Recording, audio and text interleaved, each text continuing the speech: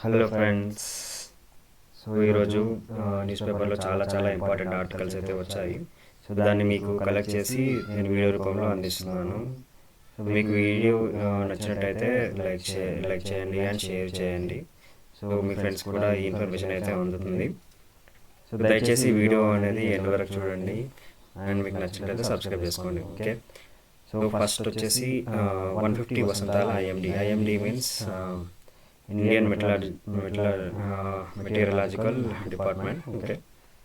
So ఇది 1875లో start అయింది, జనవరి 15th. So 150 years పూర్తి చేసుకున్న సందర్భంగా మనకి ఇందులో అయితే ఇచ్చారు.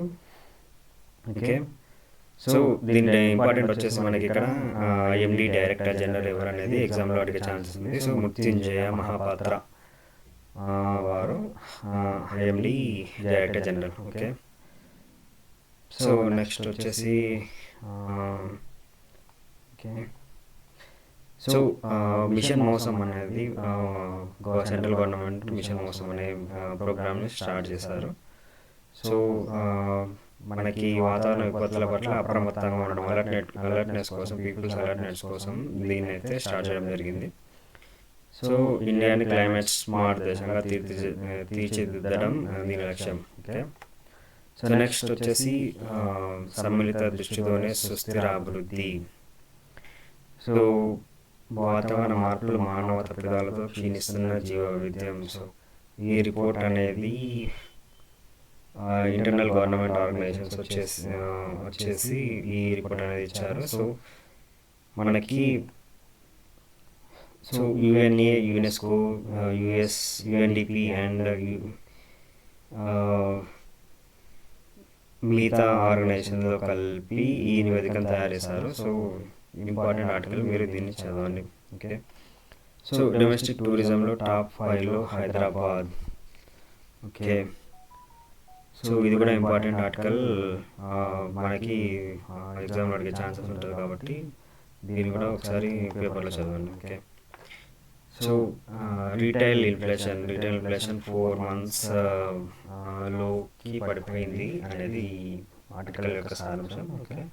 సో 2024 డిసెంబర్లో రీటైల్ ఇన్ఫ్లేషన్ 5.22%కి పరిమితమైంది. సో ఇది 4 నెలల కనిష్ట స్థాయి. నవంబర్లో ఇది 5.48% నమోదైంది. ఆహార పదార్థాల ధరలు దిగిరావడం వల్లే గత నెలలో ఇన్ఫ్లేషన్ తగ్గింది అని ప్రభుత్వం చెప్పింది. సో మీరు ఇన్ఫ్లేషన్ వల్ల మనకి కాన్సిక్వెన్సెస్ ఏంటనేది ఒకసారి మీరు కామెంట్ చేయండి ఒకసారి. సో ఇన్ఫ్లేషన్ వల్ల మనకి రెపో రేట్ తగ్గుతుందా పెరుగుతుందా అనేది ఒకసారి మీరు కామెంట్లో మెన్షన్ చేయండి. ఓకే. నెక్స్ట్ దీంట్లో చాలా ఇన్ఫ్లేషన్స్ ఉంటాయి. హోల్సేల్ ఇన్ఫ్లేషన్ అని చెప్పేసి హోల్సేల్. ఓకే. నెక్స్ట్ వచ్చేసి ఇంపార్టెంట్ ఆర్టికల్స్ వచ్చేసి న్యూస్ పేపర్లో మనకి కోస్టల్ ఏరియాస్ ఉంటాయి. ఓకే. సో కోస్టల్ ఏరియాస్లో ఏ కోస్టల్ ఏరియాని ఏ నేమ్తో పిలుస్తారని చెప్పేసి మనకి ఇక్కడ ఇచ్చారు. ఆంధ్రప్రదేశ్ వచ్చేసి northern Circars. Actually Circars, coastal Circars అంటే మనకి బ్రిటిష్ టైంలో కోస్టల్ ఏరియాస్ని సర్కార్ ల్యాండ్స్ అనేవాళ్ళు. సో దాంతో అది సర్కార్ కోస్టల్ ఏరియా అనేది నేమ్ వచ్చేసింది. ఓకే. ఒడిస్సా అని ఉత్కల్ అని అంటారు కాబట్టి ఉత్కల్ కోస్టల్ ఏరియా మీరు ఈజీగా గుర్తుపెట్టుకోవచ్చు. తమిళనాడు కోరమండల్, చోళమండలం అనేది ఇంతకుముందు బ్రిటిష్ వాళ్ళకి ముందు తమిళనాడు కోస్ట్ని చోళమండలం అనేవాళ్ళు. బికాస్ చోళుల ఆధీనంలో ఉండేది కాబట్టి దాన్ని చోళమండలం అని అనేవారు. సో రాను అది కోరమండలాగా మారిపోయింది. ఓకే. కేరళ వచ్చేసి మలబార్ కోస్ట్. సో కర్ణాటక వచ్చేసి కెనరా, గోవా, మహారాష్ట్ర వచ్చేసి కొంకన్. ఓకే. సో మీకు ఇంకా చదవాలనుకుంటే ఇందులో అతిపెద్ద కోస్ట్ వచ్చేసి గుజరాత్ ఉంటుంది. గుజరాత్ కూడా కొంకన్ కోస్ట్ ఉంటారు. సో సెకండ్ వచ్చేసి ఆంధ్రప్రదేశ్ కోస్ట్. రీసెంట్గా వచ్చేసి మన కోస్ట్ ఏరియా అనేది పెరిగింది. సో ఎంత పెరిగింది అనేది మీరు కామెంట్లో మెన్షన్ చేయండి. 2011 జనాభా లెక్కల ప్రకారం భారత్లో so 121 crores. Okay, so decadal growth వచ్చేసి 17.7. ఈ 17.7 అనేది మన గ్రూప్ త్రీలో అడిగారు డికెడల్ గ్రోత్ ఏంటనేది. స్పెషల్లీ మనం కంపేర్ చేసుకోవాలి decadal growth of India and Telangana. Okay, so అది ఇంపార్టెంట్ చాలా. ఓకే, సో ఇక్కడ వచ్చేసి 74% వచ్చేసి మన లిటరసీ రేట్ అక్షరాస్యత. సో తెలంగాణ వచ్చేసి 2011లో లిటరసీ రేట్ వచ్చేసి లిటరసీ రేట్ 2011లో 65%. సో రీసెంట్గా మన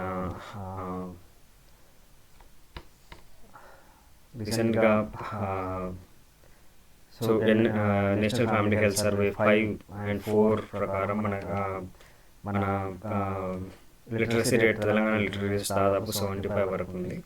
సో అది కూడా మీరు చదువుకోవాలి, ఎగ్జామ్లో చాలా ఇంపార్టెంట్ అది. చాలా మటుకు గ్రూప్ 2లో గ్రూప్ 3లో అలాంటి క్వశ్చన్స్ అడిగారు. Infant mortality rate, maternal mortality rate, తర్వాత క్యాస్ట్ వైజ్గా సెక్స్ రేషియో ఎంత ఉంది, ఎస్సీ సెక్స్ రేషియో ఎంత ఉంది, ఎస్టీ సెక్స్ రేషియో ఎంత ఉంది, ఇలాంటి చాలా అడుగుతున్నారు. కాబట్టి మీరు దానిపైన ఫోకస్ చేయాలి. సో అవి కంపల్సరీ మనకు నోటెడ్గా ఉండాలి. ఓకే, నెక్స్ట్ జనసాంద్రత వచ్చేసి 382. తెలంగాణ వచ్చేసి ఎంత అనేది మీరు కామెంట్లో మెన్షన్ చేయండి. నెక్స్ట్ ఇది కూడా ఇంపార్టెంట్. సో అర్బన్ పర్సంటేజ్ ఎందులో ఎక్కువ ఉన్నది అనేది కూడా మనకి రీసెంట్గా గ్రూప్ 2లో క్వశ్చన్ వచ్చింది. సో ఆర్డర్ వైజ్ అడిగారు అనమాట. ఫస్ట్ ఏంటి, సెకండ్ ఏంటి, థర్డ్ ఏంటి, ఫోర్త్ ఏంటి అనేది మనకి ఎగ్జామ్లో అడిగాడు. ఓకే, సో అవన్నీ మనం ఆర్డర్ వైజ్గా మెన్షన్ ఒక 4-5 వరకు రాసుకోవాలి. First, second, third, fourth and percentage wise as well as number wise. Suppose if we consider యూపీలో 23 crores పాపులేషన్ ఉంటే అందులో దాదాపు 10 crores వరకు 23 crores పాపులేషన్ ఉంటే 10 crores వరకు రూరల్ పాపులేషన్ అండ్ మిగతా వచ్చేసి అర్బన్ పాపులేషన్ ఉంటుంది అనమాట. సో నంబర్ వైజ్గా యూపీలో ఎక్కువ ఉంటారు, తర్వాత మహారాష్ట్ర, తర్వాత తమిళనాడు ఇలా ఉంటుంది. బట్ పర్సంటేజ్ వైజ్గా గోవా ఫస్ట్ ఉంటుంది. ఓకే, దీన్ని మీరు అబ్జర్వ్ చేసి మీరు రాసుకోండి. ఓకే, సేమ్ అలానే రూరల్ పాపులేషన్. ఓకే, నెక్స్ట్ వచ్చేసి ఓకే, సో మనకి హిల్స్, ఏ హిల్స్ అనేది ఇది వచ్చేసి మన ఫిజియోగ్రఫీలో మనకి ఇంపార్టెంట్ అనమాట. ఇండియన్ ఫిజియోగ్రఫీ భారతదేశ భౌగోళిక స్వరూపంలో ఇంపార్టెంట్ అనమాట. సో ఏ కొండలు ఎక్కడ ఉన్నాయనేది మనకి ఇంపార్టెంట్ మనకి. సో ఇక్కడ కింద నుంచి వస్తే మనకి ఫస్ట్ వచ్చేసి కేరళలో అన్నమలై హిల్స్, కాడమంగ్ హిల్స్ అంటారు, కేరళలో ఉంటాయి. తర్వాత తమిళనాడులో Palani hills, Nilgiri hills, Shevaroy hills, Javadhu hills అనేది ఇంకోటి ఇక్కడ రాలేదు. సో మీరు రాసుకోండి, ఇక్కడ జావేద్ హిల్స్ అనేది కూడా ఉంటుంది. నెక్స్ట్ వచ్చేసి ఏపీలో వచ్చేసి ఇంకా పైకి ఏపీలో వచ్చేసి నల్లమల హిల్స్ అనేవి ఉంటాయి. తర్వాత ఒడిస్సా వచ్చేసి ఇక్కడ ఒడిస్సా ఇవ్వలేదు. ఒడిస్సాలో మహేంద్రగిరి హిల్స్ అనేవి ఉంటాయి, గర్జాత్ హిల్స్ అనేది ఉంటుంది. సో ఒడిస్సాలో దానిపైన వచ్చేసి నెక్స్ట్ వచ్చేసి జార్ఖండ్లో రాజ్మహల్ హిల్స్, తర్వాత మధ్యప్రదేశ్లో వచ్చేసి మనకి మహదేవ్ హిల్స్, తర్వాత వింధ్యా హిల్స్, సాత్పురా వచ్చేసి 7 hills-లో ఉంటాయి. సో వాటి నేమ్స్ అనేవి ఇంపార్టెంట్, ఆర్డర్ వైజ్ కూడా అడిగే ఛాన్స్ ఉంది. యూపీఎస్సీలో అడిగారు, సో అది మీరు నోటెడ్ చేసుకోండి. నెక్స్ట్ వచ్చేసి లెఫ్ట్ సైడ్కి వెళ్తే మధ్యప్రదేశ్ పక్కన రాజస్థాన్ నుంచి అటు వెళ్తే ఆరవల్లి ఎన్ని స్టేట్లో ఉంది అనేది ఇంపార్టెంట్. అది వచ్చేసి 3 states-లో ఉంది. ఎన్ని కిలోమీటర్స్ ఉంది అనేది ఇంపార్టెంట్. దాంట్లో ఆరవల్లిలో హైయెస్ట్ మౌంటైన్ అనేది ఇంపార్టెంట్. ఇవన్నీ మీరు చదువుకోవాలి. ఓకే, సో దాంట్లో మళ్ళీ ఇప్పుడు దక్కన్ ప్లాట్యూ అనేది వస్తుంది అనమాట. దక్కన్ ప్లాట్యూలో ఏవేవి హిల్స్ ఉన్నాయి అనేది ఇంపార్టెంట్. దక్కన్ ప్లాట్యూ ఎక్స్టెన్షన్ ఎక్కడ వరకు ఉంది, దక్కన్ ప్లాట్యూ ఎక్స్టెన్షన్ వచ్చేసి మేఘాలయలో కూడా ఉంది. దాంట్లో కాశీ జయంతి అనేవి కూడా ఇంపార్టెంట్ హిల్స్ అనేవి ఇవి దక్కన్ ప్లాట్యూలో పార్ట్ అనమాట. ఓకే, ఇది మిష్మి మనకి ఏఎం టీఎం అనేది ఒకటి ఉంటుంది అనమాట. ఏఎం అంటే abhor Miri bore Miri డాఫ్లా Mishmi ఇవి అనేది ఆర్డర్ అనమాట. రీసెంట్గా మనకి గ్రూప్ 2లో క్వశ్చన్ అడిగారు. ఆర్డర్ వచ్చేసి Abor group 2 or group 3 question అడిగారు. అబోర్ మిరి మిష్మి డాఫ్లా దీన్ని ఆర్డర్ వైజ్గా చేయండి అని చెప్పేసి క్వశ్చన్ అడిగారు. సో అది కూడా ఇంపార్టెంట్. సో మీరు అన్నీ చూసుకోండి. లుషాయ్ హిల్స్ అనేది మిజోరం. తర్వాత మనకి మణిపూర్ హిల్స్ అనేది ఉంటుంది. మణిపూర్లో హైయెస్ట్ హిల్స్ ఏంటి అనేది ఇంపార్టెంట్. లుషాయ్ హిల్స్లో హైయెస్ట్ హిల్ ఏంటి అనేది ఇంపార్టెంట్. మీకు తెలిస్తే మీరు కామెంట్లో మెన్షన్ చేయండి. నెక్స్ట్ వచ్చేసి ఇంపార్టెంట్ బహుళార్థ సాధక ప్రాజెక్ట్స్ నిర్మించిన ప్రదేశం, లబ్ధి పొందుతున్న రాష్ట్రాలు. ఓకే, సో ఫస్ట్ వచ్చేసి బాక్రానంగల్ ప్రాజెక్టు ఇంపార్టెంట్ వచ్చేసి దీంట్లో ఏది ఏ రాష్ట్రంలో ఉంది, ఎప్పుడు. ఇక్కడ ఇయర్ వైజ్ ఇవ్వలేదు, మీరు కూడా ఇయర్ వైజ్ రాసుకోవాలి. So Bhakra Nangal project first planning టైంలో ఇది బాక్రానంగల్ ప్రాజెక్ట్ అనేది స్టార్ట్ చేశారు. బాక్రానంగల్ ప్రాజెక్టు అలాగే నాగార్జున సాగర్ ప్రాజెక్ట్ అనేది ఫస్ట్ ప్లానింగ్లో స్టార్ట్ చేశారు. సో ఏ ఇయర్ అనేది మీరు మెన్షన్ చేసుకోవాలి. ఫస్ట్ అయితే బాక్రానంగల్, సెకండ్ నాగార్జున సాగర్. ఓకే, ఇంకా డీప్గా వెళ్ళాలంటే మీరు నాగార్జున సాగర్ టీఎంసీ ఎంత పవర్ జనరేట్ చేస్తుంది అనేది ఇంపార్టెంట్. తుంగభద్ర కూడా ఎంత పవర్ జనరేట్ చేస్తుంది, ఎంత టీఎంసీ హోల్డ్ చేస్తుంది అనేది ఇంపార్టెంట్. సో అలా మీరు ఇన్ఫర్మేషన్ అనేది మీరు గెట్ చేసుకుంటే బాగుంటుంది. ఎందుకంటే న్యూస్లో చదివినప్పుడే మీరు గెట్ చేసుకుంటే ఇంకా బాగుంటుంది. ఓకే, సో నెక్స్ట్ వచ్చేసి బియాస్ ప్రాజెక్ట్. బియాస్ వచ్చేసి పంజాబ్లో బియాస్ నది పైన పంజాబ్లో. Okay, water flowing through Punjab, Haryana, Rajasthan. Damodar river, Damodar project reason Damodar. Okay, Jharkhand. Okay, పశ్చిమ బెంగాల్, జార్ఖండ్. ఓకే, దామోదర్ నదిని బెంగాల్ దుఃఖదాయిని అంటారు, సారో ఆఫ్ బెంగాల్. బికాస్ ఇది అనేది రివర్ అనేది ఒకే డైరెక్షన్లో ఫ్లో అవుతూ మధ్యలో మియాండర్ ఫామ్లో చేంజ్ అవుతూ ఉంటుంది. కాబట్టి దాన్ని బెంగాల్ దుఃఖదాయని, బీహార్ దుఃఖదాయని అనేది ఇంకోటి ఉంటుంది. అది ఏంటనేది మీరు కామెంట్లో మెన్షన్ చేయండి. Next Hirakud project. Hirakud project అనేది మహానదిలో ఉంది. ఇది గ్రావిటీ డ్యామ్ అంటారు హీరాకుడ్ ప్రాజెక్టులో. ఓకే, అది ఒడిశాలో ఉంది, సంబల్పూర్లో నిర్మించారనమాట. నాగార్జున సాగర్, కృష్ణ, నందికొండ హిల్స్లో ఉంది. ఓకే, తెలంగాణ, ఆంధ్రప్రదేశ్. తుంగభద్ర ప్రాజెక్ట్ మల్లాపూర్, బళ్ళారి, కర్ణాటక, ఆంధ్రప్రదేశ్. కోసి రివర్, కోసి బీహార్ దుఃఖదాయని కోసి అంటారు అనమాట. సో ఇక్కడ ఆన్సర్ ఉంది. సో దీని బీహార్ నేపాల్ బార్డర్లో ఉంటుంది అనమాట. హనుమాన్ నగర్, బీహార్. చంబల్ ప్రాజెక్ట్ చంబల్ నది ఉంది మధ్యప్రదేశ్లో. లబ్ధి పొందిన రాష్ట్రాలు వచ్చేసి మధ్యప్రదేశ్ అండ్ రాజస్థాన్. గంధక్ అనేది యూపీలో ఉంటుంది అనమాట. యూపీ నుంచి ఫ్లో అవుతుంటుంది. బీహార్, ఉత్తరప్రదేశ్, నేపాల్. మనకి ఇది వచ్చేసి tributary of Ganga river, Ganga నదికి ఉపనది అనమాట గంధక్. సో మనకి గంగా నది ఇలా ఫ్లో అవుతుంటే మనకి 5 రివర్స్ ప్యారల్గా ఫ్లో అవుతుంటాయి అనమాట. గంధక్, గాగ్రా, రామ్గంగా. సో ఇలా మనకి ఆర్డర్ అనేది మన లాస్ట్ ఇయర్ 2024 యూపీఎస్సీలో అడిగారు. సో ఆర్డర్ కూడా ప్రిపేర్ అవ్వండి. ఓకే, నెక్స్ట్ వచ్చేసి ఫోర్బ్స్ బిలియనీర్ లిస్ట్లో వచ్చేసి జాబితాలో 2025లో ఫస్ట్ ఎవరంటే ఎలాన్ మస్క్. $420 బిలియన్ పైగా సంపదతో టెస్లా అధినేత ఎలాన్ మస్క్ ప్రపంచ కుబేరుడు మొదటి స్థానంలో. రెండో స్థానంలో వచ్చేసి జెఫ్ బేజోస్ అమెజాన్ వ్యవస్థాపకుడు. మూడో స్థానంలో లారీ ఎలిసన్, ఒరాకిల్ సహా వ్యవస్థాపకుడు.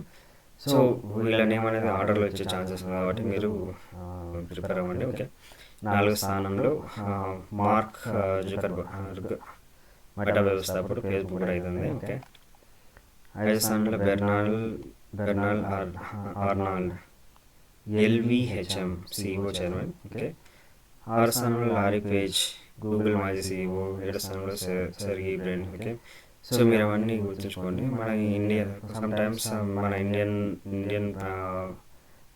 రిచెస్ట్ పర్సన్స్ లిస్ట్ కూడా అడుగుతారు. సో వాళ్ళు ఫోర్బ్స్ జాబితాలో ఎన్నో ప్లేస్లో ఉన్నారనేది కూడా అడుగుతారు. సో దాన్ని మీరు ఇన్ఫర్మేషన్ గెట్ చేసుకొని పెట్టుకోండి. ఓకే, నెక్స్ట్ ఆదివాసుల జాతరలకు వెళ్ళాయి. ఓకే, నాగోబా జాతర. నాగోబా జాతర అనేది ఓకే. సో ఇక్కడ ఏంటంటే ఆదివాసుల పుష్పమాసాన్ని ఇంపార్టెంట్ మాసంగా, ఇంపార్టెంట్ మంత్గా కొలుస్తారు. కాబట్టి అక్కడ ఆ మాసాల్లో మనకి జాతరలు చేసుకుంటారు అనమాట. ఓకే, పుష్ప మాఘ మాసాలు.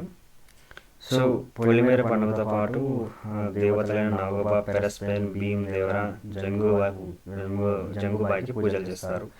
ఈ జాతరలకు తెలుగు రాష్ట్రాల పాటు మహారాష్ట్ర, మధ్యప్రదేశ్, ఛత్తీస్గఢ్, ఒడిశా నుంచి ఆదివాసులు అనేక మంది తరలి వస్తుంటారు. ఓకే, సో ఇది ఇంపార్టెంట్. మనకి ఎప్పుడు ప్రారంభమవుతుంది, ఏ ట్రైబ్స్ అనేవి ఇందులో ఆదివాసి ట్రైబ్స్ పాల్గొంటారు అనేది ఇంపార్టెంట్. మోసం ఎవరు స్టార్ట్ చేస్తారు? మోసరం క్లాన్, మోసరం వంశీయులైన ఆరాధ్య దైవం నాగోబా.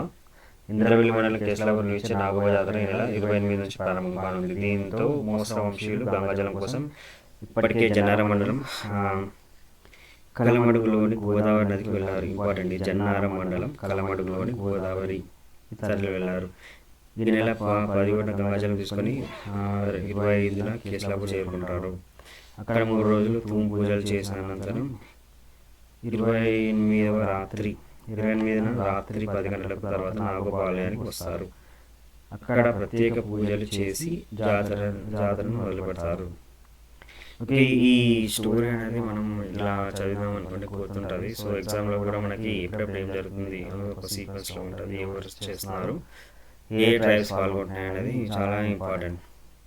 ఓకే, చివరి రోజు ప్రజా దర్బార్ నిర్వహిస్తారనమాట.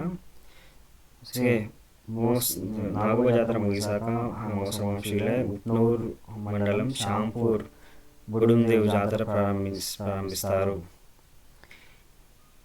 ఓకే, మోసర వంశీయులే ఉట్నూరు మండలం షాంపూర్లోని బుడుందేవ్ జాతర. ఓకే, బుడుందేవ్ జాతర. ఓకే, నెక్స్ట్ వచ్చేసి సిర్పూర్ మండలంలోని కేంద్ర మహాదేవ్ జాతర నిర్వహిస్తారు. ఈ జాతర ముగిసాక సిర్పూర్ మండలంలోని మహాదేవ్ జాతర. Order is important. ఇక్కడ ఫస్ట్ ఏంటి? నాగోబా జాతర, నెక్స్ట్ తర్వాత ఏంటి, తర్వాత బుడుందేవ్ జాతర, తర్వాత మహాదేవ్ జాతర. ఓకే, ఈ జాతర 15 రోజుల పాటు కొనసాగుతుంది, మహాదేవ్ జాతర. నెక్స్ట్ ఏంటి, కెరిమెరి మండలం మహారాజ్ గూడ సమీప సహ్యాద్రి పర్వతాల్లో గుహలలో జంగుబాయ్ వెలిసింది. ఈ నెల 2న ప్రారంభమైన ఈ జాతర 28 వరకు కొనసాగుతుంది. సో ఈ జంగుబాయ్ జాతర అనేది ఇండిపెండెంట్ ఆఫ్ నాగోబా జాతర అండ్ అదర్ జాతరస్. ఓకే, సో ఆదివాసులు అత్యంత నియమిష్టంతో ఇక్కడ పూజలు నిర్వహిస్తారు. గుట్టలోని గుహల్లో ఉండే పెద్ద పులికి జంగులింగు అంటూ జయకొడుతూ దర్శనం చేసుకుంటారు. ఇక్కడ దీపమే దేవతగా దర్శనమిస్తుంది.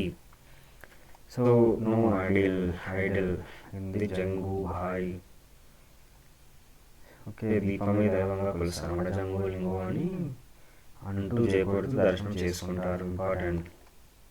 ఓకే, నెక్స్ట్ తోడసం వంశీయుల ఆధ్వర్యంలో నాగర్కర్నూలు మండలం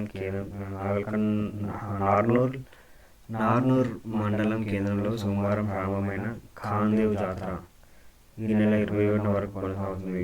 తోడసం వంశీయులైన ఖుమ్ము పటేల్కు ఖాందేవుడు కలలో కనిపించి వ్యవసాయ భూముల కొలువయ్యాను, తనను కొలవాలని చెప్పాడని మరుసటి రోజు పొలంలో చూడవ స్తంభంలా దేవుడు వెడిసి దర్శనమిచ్చాడని చెబుతున్నారు. అప్పటి నుంచి ఏటా పుష్య పౌర్ణమిలో తోడసం వంశీయులు ఖాందేవుడి జాతర నిర్వహిస్తారు. ఇవన్నీ ఒకసారి నోట్ చేసుకోండి. మళ్ళీ రిపీట్ చేయడం అనేది ఇక్కడ ఇన్ఫర్మేషన్ గ్యాదర్ చేసే అవసరం ఉండదు. సో ఎప్పుడైతే మనకి న్యూస్లో వస్తుందో అప్పుడే రాసేసుకుంటే మనకి కల్చర్కి సంబంధించిన క్వశ్చన్స్ అనేవి ఈజీగా మనం చేయవచ్చు. ఓకే, సో బేల మండలంలోని సద్బలూర్ 54 ఏళ్ల నుంచి బైరందేవ్ మహాదేవ్ జాతరలు నిర్వహిస్తున్నారు. ఇక్కడ సదల్పూర్. ఓకే, సో ఇది కూడా చదివి మీరు నోట్ చేసుకోండి. ఓకే, సో పసుపు బోర్డు ప్రారంభం ఈ రోజు నుంచి నిజామాబాద్ రైతుల కళ సహకారం. ఓకే. సో మరోవైపు జాతీయ పసుపు బోర్డు చైర్మన్గా పల్లె గంగారెడ్డిని నియమిస్తూ కేంద్ర ప్రభుత్వం ఉత్తర్వులు జారీ చేసింది. ఇది ఇంపార్టెంట్. ఓకే. నెక్స్ట్ కొన్ని మెటల్స్ వాటి ఖనిజాలు. ఓకే. ముఖ్యమైన లోహాలు వాటి ఖనిజాలు. అల్యూమినియం అంటే వాటి కోర్ అనమాట. కోర్ అంటే ఎక్కడి నుంచి మన లోహాలు తీస్తారనేది. సో ఇవి ఇంపార్టెంట్ మనకి చేసండి పర్స్పెక్టివ్లో మనకి యూపీఎస్సీలో బిఎస్సీలో అడుగుతారనమాట. సో మోనోజైట్ వచ్చేసి thorium and so calcium carbonate వచ్చేసి కాల్షియం, సున్నప్రాయి, కాల్షియం కార్బోనేట్, జిప్సమ్. ఇది మనకు 10th క్లాస్లో కూడా ఉంటుంది అనమాట. Next monazite thorium, zinc, calamine, zinc blende, zincite, zinc, cinnabar, mercury, pyrolusite, manganese, argentite, horn silver, argentite, AR అంటే సిల్వర్. ఏఆర్కి అంటే ఏంటి? ఏఆర్ని మనం పీరియాడిక్ టేబుల్లో సిల్వర్ని ఏఆర్ అని కలుస్తారు. Argentite, horn silver, galena, lead. Okay. Rock salt, Chile saltpetre, sodium. So ఇది note చేసుకోండి, మనకి కంపల్సరీ అడుగుతారు. ఓకే. నెక్స్ట్ వచ్చేసి ఇండిపెండెంట్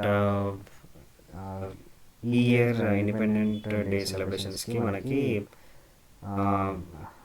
ప్రెసిడెంట్ ఆఫ్ ఇండోనేషియా ప్రభువా సుబియాంగ్ ఓకే హాజరయ్యే అవకాశం ఉన్నట్టు చెప్తున్నారు. లాస్ట్ ఇయర్ వచ్చేసి మనకి ఈజిప్షియన్ ప్రెసిడెంట్ హాజరయ్యారు. అతని పేరెంట్ మీరు మెన్షన్ చేయండి. అంతకుముందు ఎవరు అటెండ్ అయ్యారు అనేది మన కామెంట్లో మెన్షన్ చేయండి.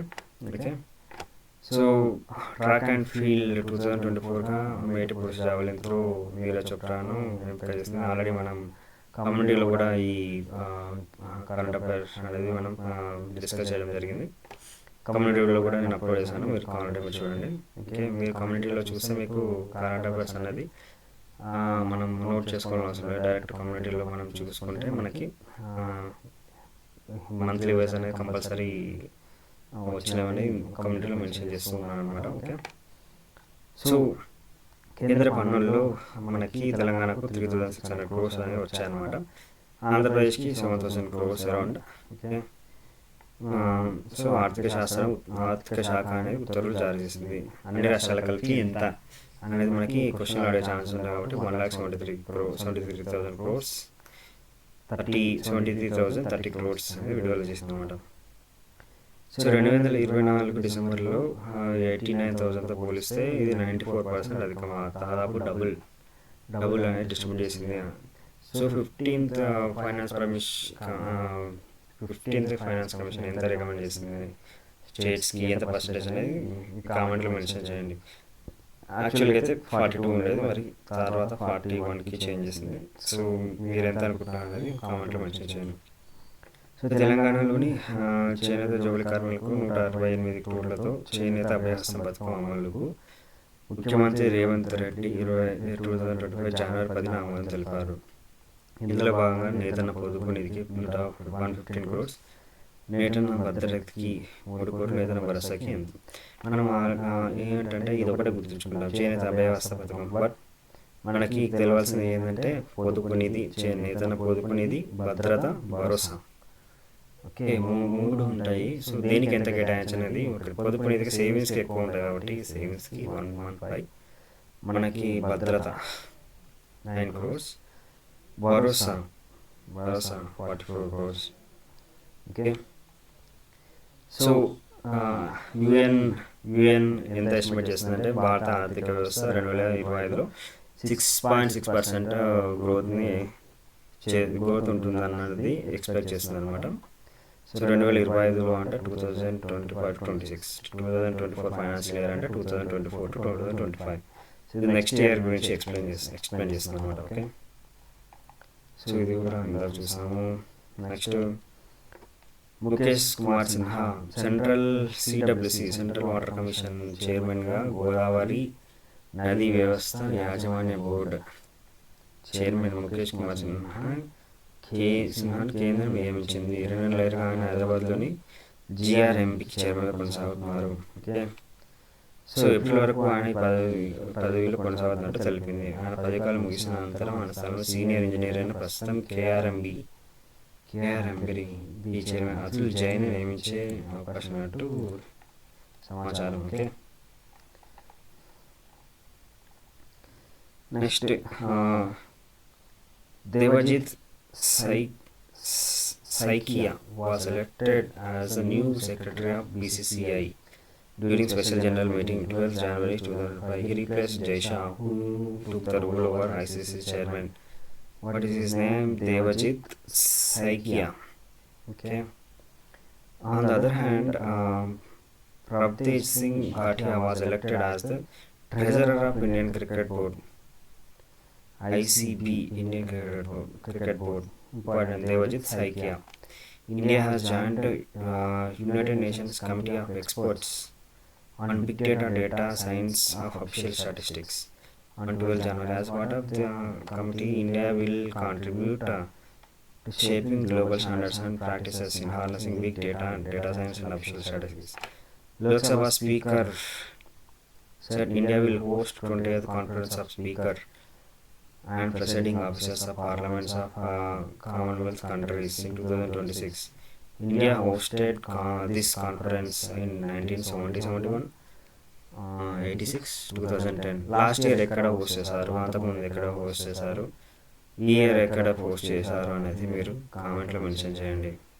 Okay, French tennis player Gael Monfils become the oldest winner of an ATP Tour singles titles victory at ASB Classic in Auckland.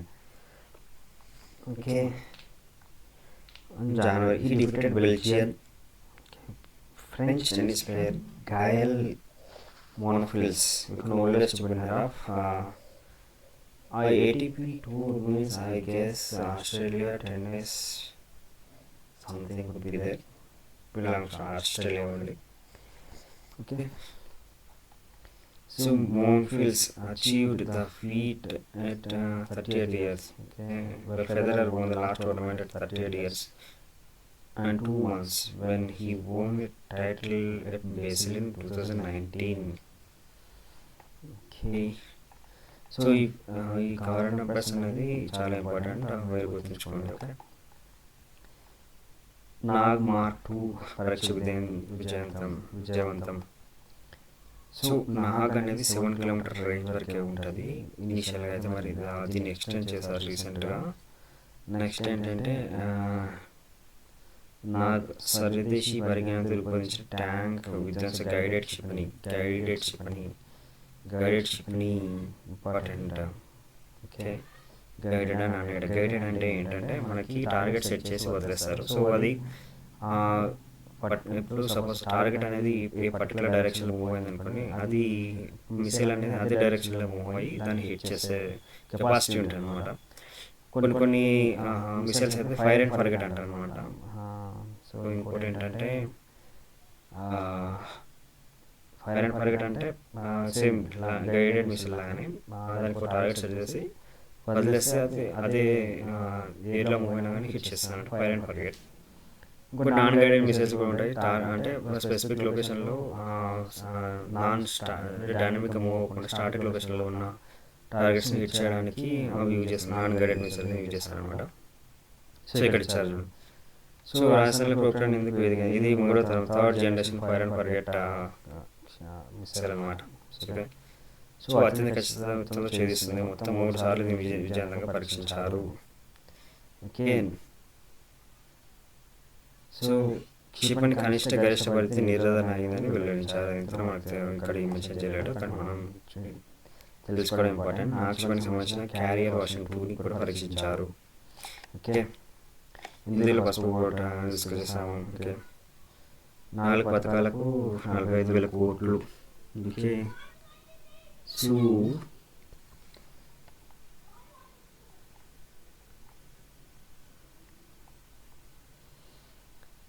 ఈ నెల 28న ప్రారంభించిన 4 పథకాల కోసం 45,000 కోట్లు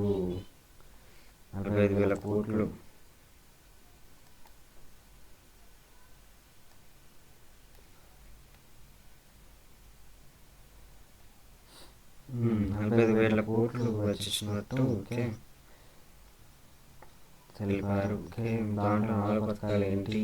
రైతు భరోసా, ఇందిరమ్మ ఆత్మీయ భరోసా, ఇందిరమ్మ ఇల్లు, సో కొత్త రేషన్ కార్డులు జారీ.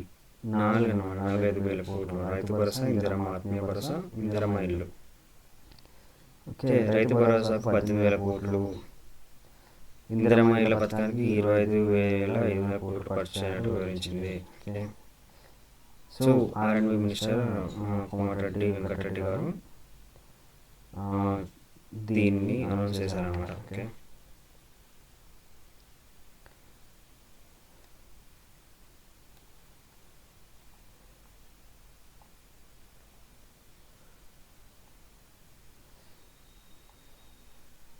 ఇంకోటి ఏంటంటే ఇంపార్టెంట్, మంచుకొండ లిఫ్ట్ ఇరిగేషన్ స్కీమ్. సో సాగునీటి ప్రాజెక్టు నిధులకు దుబారా ఖర్చు చేయబోమని, తక్కువ ఖర్చుతో ఎక్కువ ఆయకట్టులు నీటిపారుదల శాఖ మంత్రి ఉత్తమ్ చెప్పారు. సో మనకి ఇక్కడ ఇంపార్టెంట్ ఏంటంటే ఖమ్మం జిల్లా రఘునాథపాలెం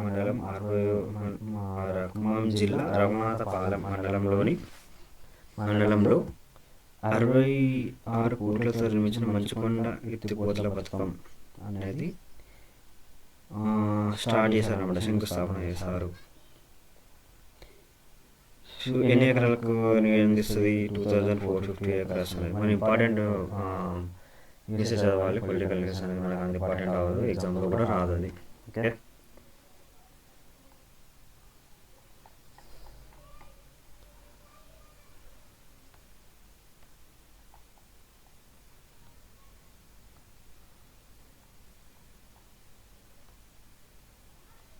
సో మనం చూసాం ఇందాక track and field 2024 America magazine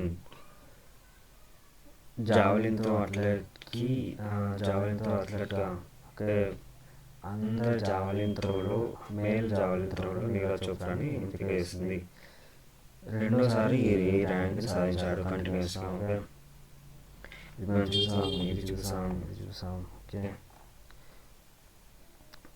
next,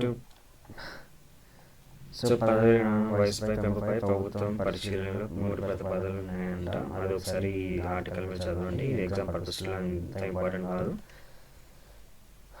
ఓకేనా? సో ఇదండి ఈరోజు వార్తలు. మీకు నచ్చినట్టయితే లైక్ చేయండి, సబ్స్క్రైబ్ చేయండి, వీలైతే మీ ఫ్రెండ్స్కి కూడా షేర్ చేయండి. Thank you so much.